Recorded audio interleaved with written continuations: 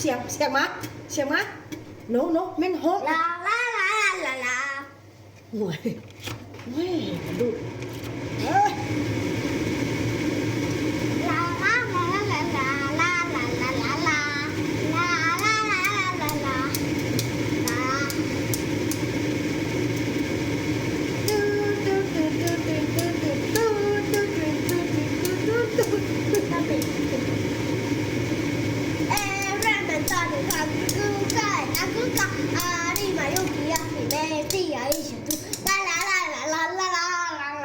ลาม้วนอยู่นี่แหละมึงเนี่ยเอาม้ว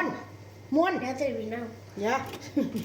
โนดูดมาดูดขวดให้มาขวดให้นะไม่ไงยัดซะเริ่มจะตัดเครื่องจากลูกก็จากลูกก็อะไรครับจักไปหมูเว้ยไม่ต้องโกงเลยstop ดูก่อนโอ้ยต่ะมันยี่เพวน่ะอะไรเว้ยเอ้ย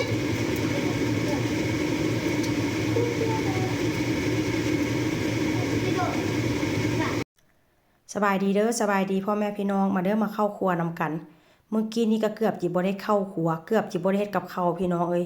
พอข้างหม้อแล้วเรียบร้อยเนาะลูกชายก็ย่างมาแล้วก็เอาตั้งมาแล้วก็ขึ้นตั้งแล้วก็มาเต้นเยาะๆแยะๆหยุ่มหัวกับแม่กับปานัดเมื่อกี้นี่ก็ได้เกือบจิบ่ได้กินข้าวมื้อนี้บ่มีไข่พี่น้องเอ้ยไข่หมดแล้วก็จวบว่าเป็นวันอาทิตย์แต่มื้อนี้ก็เลยแบบว่าสิต้มมาม่าใส่กุ้งใส่เห็ดแล้วก็สิใส่ผักโหมพี่น้องเพราะว่ามันบ่มีไข่ถ้าหากว่ามีไข่นี่ก้อยก็สิต้มหรือว่าทอดไข่ให้สองพ่อลูกนี่ก็คือสิแล้วแต่ว่ามันบ่มีไข่มันก็เลยจำเป็นเนาะเป็นเมนูที่แบบว่าบ่อยากเฮ็ดแต่ว่าก็จำใจต้องได้เฮ็ดว่าซั่นซะดีแต่ว่าสองพ่อลูกมันมักกินเนาะมื้อนี้ก็เลยมาต้มมาม่าพี่น้องมื้อนี้ก็สิใส่เพิ่มลงไปเป็นแบบว่าอันนี้ค่อยซื้อแยกมาซื้อแบบเป็นถุงมาที่แบบว่าบ่ได้ซ้ำอันก็จะบ่มีเครื่องปรุงขนาดเนาะแต่ว่าค่อยก็เอาอันมีมาม่าใส่น้ำเพราะว่ามาม่าของไทยหั่นน่ะพี่น้องค่อยซื้อมาเนาะค่อยก็ใส่ประมาณ2ห่อย่านเขาบ่อิ่มย่าน2พ่อลูกบ่อิ่มค่อยก็เลยเอามาใส่เพิ่มแล้วก็ใส่กุ้งลงไปนำเด้อพี่น้องกุ้งนี่ก็เหลือซ้ำนี่กุ้งนี่ก็ได้ก็เพราะว่ามื้อสวยนี่ค่อยก็ตำใส่ข้าวปุ้นกินว่าซั่นซะในตู้แช่แข็งหั่นเกือบสิบ่มีหยังแล้วพี่น้องเก็บออกมากินแล้วมื้อนี้ก็เป็นวันอาทิตย์แดมันบ่มีแบบว่าบ่อนขายหั่นน่ะค่อยก็เลยจำใจได้มาต้มมาม่ามันบ่มีไข่เนาะแล้วก็ในตู้หยอกตู้เย็นมันก็บ่มีแบบว่าบ่มีเนื้อสัตว์หั่นน่ะก็เลยจำใจได้มาต้มมาม่าแต่ว่าก็บ่เป็นหยังเนาะต้มมาม่านี่สองพ่อลูกก็มักกินยามใดก็บ่เบื่อถ้าหากว่ามื้อใดที่แบบว่าหนาวๆอ่ะนะสองพ่อลูกนี่ก็บอกได้ต้มมาม่าให้กินแด้หันบ่ต้มก็ผัดหันบ่ผัดก็ต้มอยู่ประมาณนี้แหละเนาะพี่น้องมี2อย่างเฮือนหลังนี้นะราคาดีแต่ว่าสองพ่อลูกเขาเจ้ากินง่าย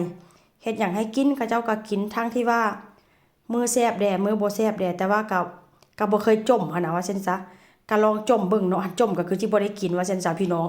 มื้อนี้ก็เลยแบบว่าต้มมาม่าเป็นเมนูง่ายๆให้สองพ่อลูกกินนี่แหละหน้าตามันก็สิเป็นประมาณนี้แหละพ่อแม่พี่น้องถามว่าแซ่บบ่แซ่บว่าซั่น